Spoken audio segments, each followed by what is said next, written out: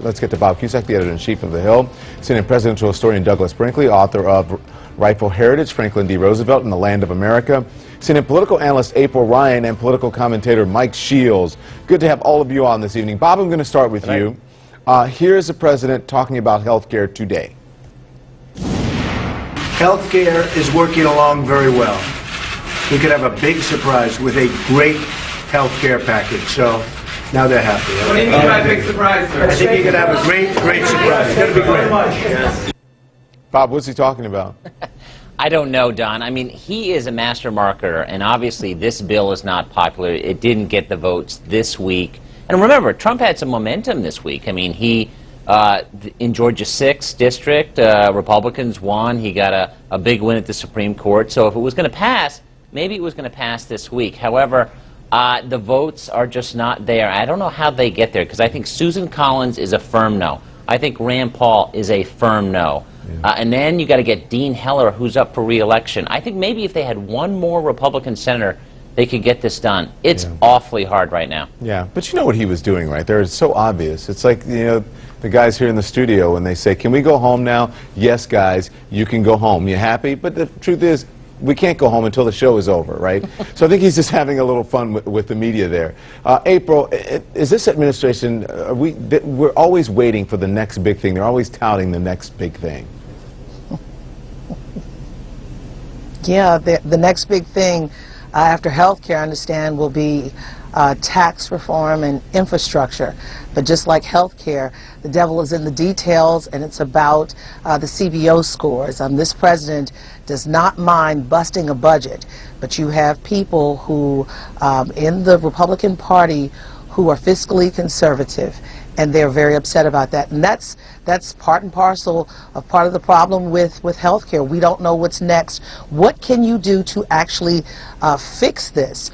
I mean, you know, Obamacare, or the Affordable Care Act, as its official title is, had some issues. It needs to be tweaked. One big issue, deductibles very high. But this, you know, to knock millions of people off, what will he do to fix this? The House and Senate bill both will hurt people. We have to wait and see. He's a carnival barker right now. We have to wait and see when he lets the curtain open to see what he has to say. It was very surprising to me. I don't know if you guys saw Congressman Peter King on the show just a little bit earlier saying maybe they're going to have to work and actually tweak the Affordable Care Act or Obamacare, that the votes aren't there in the Senate, the votes just aren't there in the Congress. What do you think about that, Mike Shields?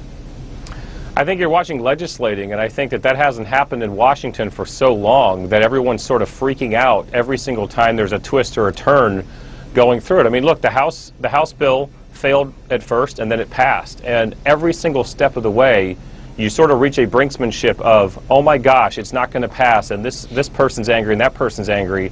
Then they come to the table, they're all negotiating and posturing.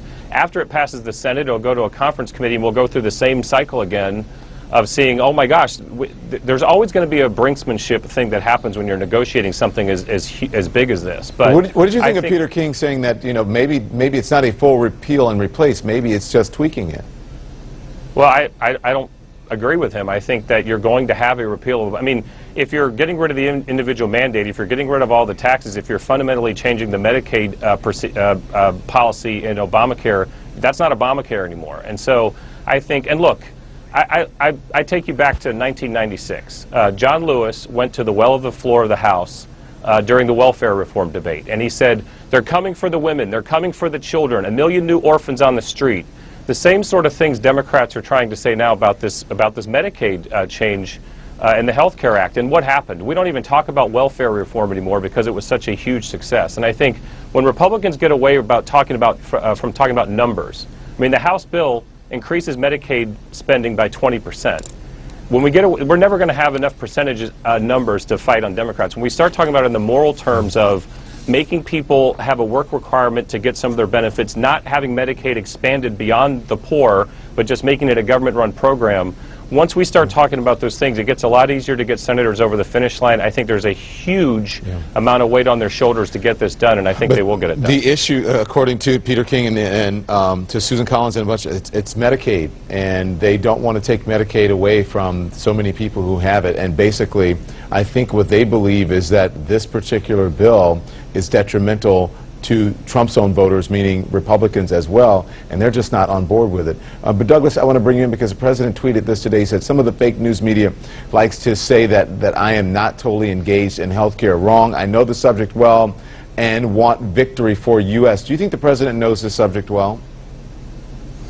Of course not, but he knows how to count Senate votes, and he knows right now he has 9 Republican senators opposed to the health care bill. That's a real hurdle for him. We just heard about going back down to 1996. Well, what about 1993 when Bill Clinton tried to grab the scruff of the neck of health care, and it blew up on him. It wasted an entire year and led to the Gingrich Revolution in '94.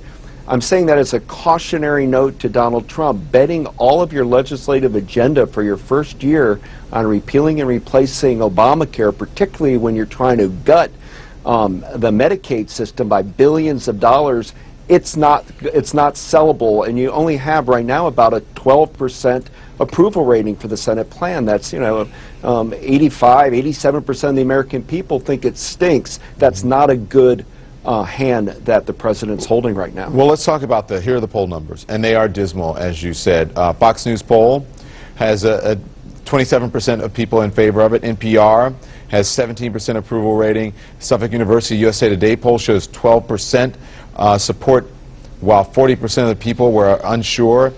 At the same time, 9 senators have now expressed their opposition to this bill, and I don't see the momentum, Bob Cusack, going in the direction of getting this passed, at least not at the moment. No, I mean, Don, it's astonishing. I mean, Obamacare is the reason, at least partly, that the Democrats lost the House and then later the Senate. The party, the team that is united usually is winning, and Democrats, unbelievably, are actually united on Obamacare, and Republicans aren't. Now, they have control of the House and Senate, but watch the July 4th parades, because Democratic activists will be going after Republican House and Senate members and confronting them, and there really could be YouTube moments, and that's going to be, that upsets a lot of Republican aides right now. They don't know what's going to happen next week. Yeah, well, if the polls are accurate, I mean, this is not Democrats. You're talking about activists, maybe just in the moment going after. But if these polls are accurate, it may not. If they have town halls, which I'm not sure they're going to do, maybe they will hold off on having them so that they don't have that YouTube moment. And they're not having them right now. Most members, Republican members, are holding off on town halls because they know how volatile it will be. I know you all want to weigh in on this. We'll discuss when we come back. We'll be right back.